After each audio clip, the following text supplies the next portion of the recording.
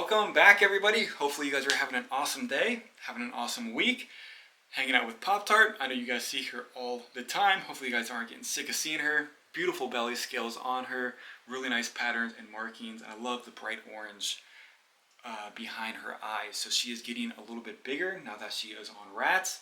I would expect her to grow a good amount this year, but we'll see what happens. Let's talk about snakes in cages, setting one up for bigger animals. And hopefully these might help you guys out. So she is on the smaller side. She's not massive yet, but she will be at some point. So this cage is not really a necessity for her yet. She could be in one of these little Christmas tree totes for quite a while. But I built this for her. I was happy to build it. Built it through the pandemic, and I really didn't have anything else to do with my life at the time.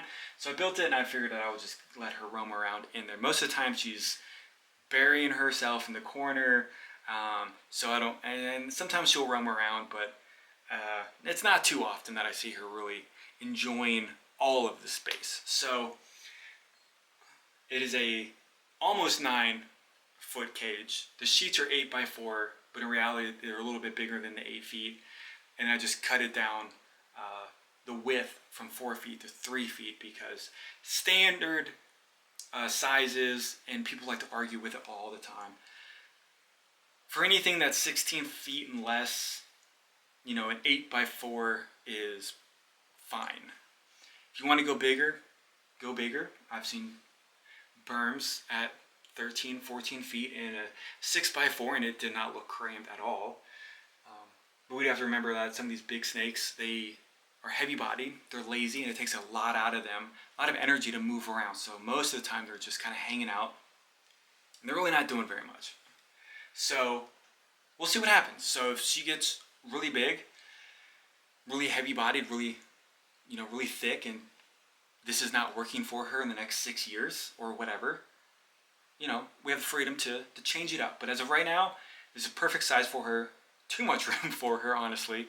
But she seems to enjoy it, and you can tell that we have a very good bond, not because of the cage, but just because I handle her all the time. So,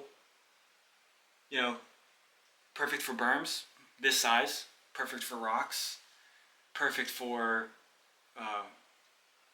bigger boas, adult boas, if you're not a breeder and you just have a pet that you want to look at and admire and feel good about putting an animal in a bigger cage. Anacondas, I would, maybe dwarf retics, I would never put a mainland in a 9-foot cage because I think those need at least a 12 or more. But the bedding that I'm using is just actual yard mulch. So I have 100% cypress mulch from Menards. You can probably get it at Lowe's or Home Depot. It's like $4 a bag. It's the same square foot that you would get with REPTILES.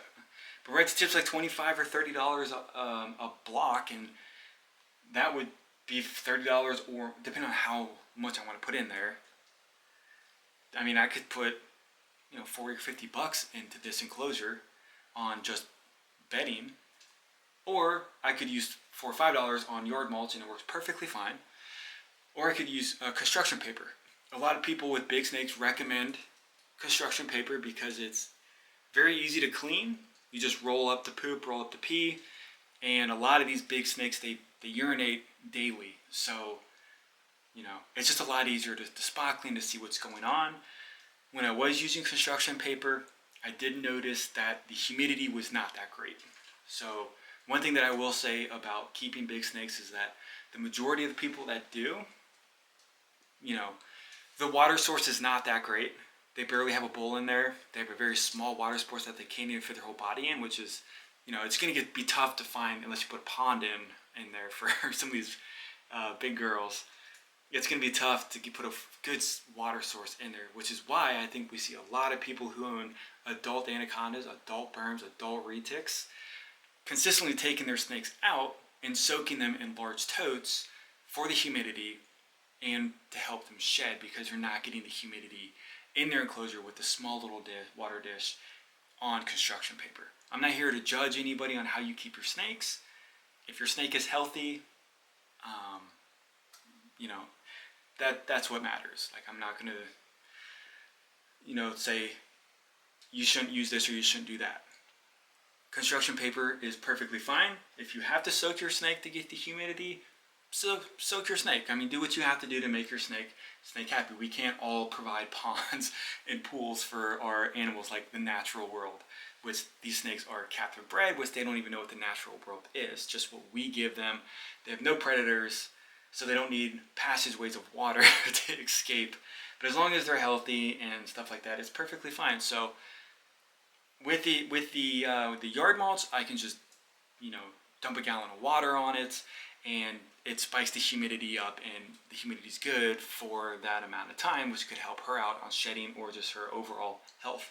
So on heating, I do have 2 heat panels on there. The room itself is on 2 space heaters, oil heaters.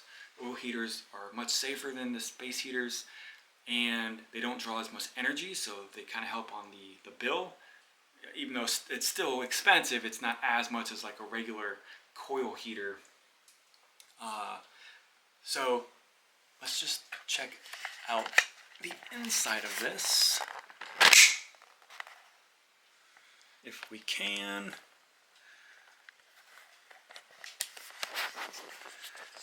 All right, tough to do this with an Anaconda. So I have a 120 watt heat panel right there. And then I have her water area right here. I do have a nice log for her to climb on. And I have another 80 watt heat panel right here. So in the summertime, I really only am going to run this 80 watt.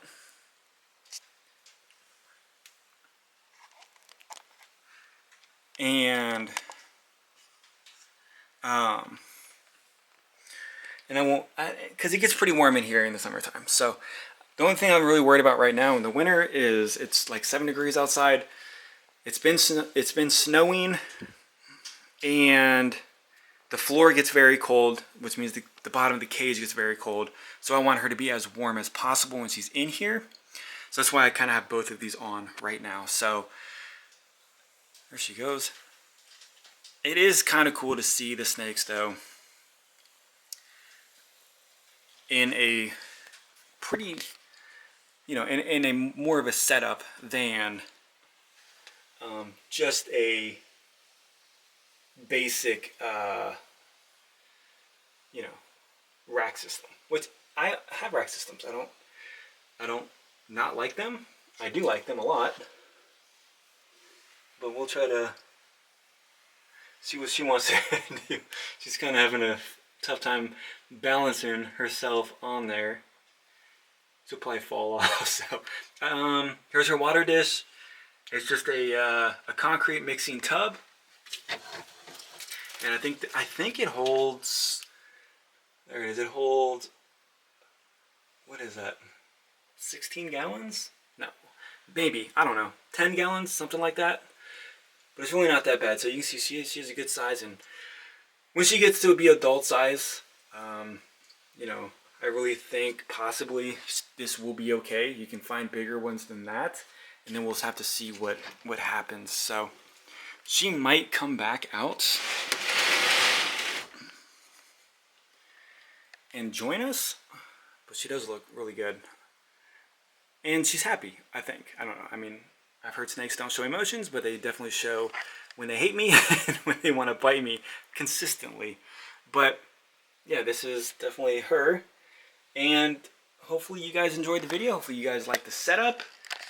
I mean, there's always room for improvement on the setups and the enclosures. So let me know how you guys think of it. And if you guys have really cool setups, let me know. I will follow your channels on Instagram and YouTube, and I will love to check out what setups and animals you guys have. So I'll see you guys on the next video.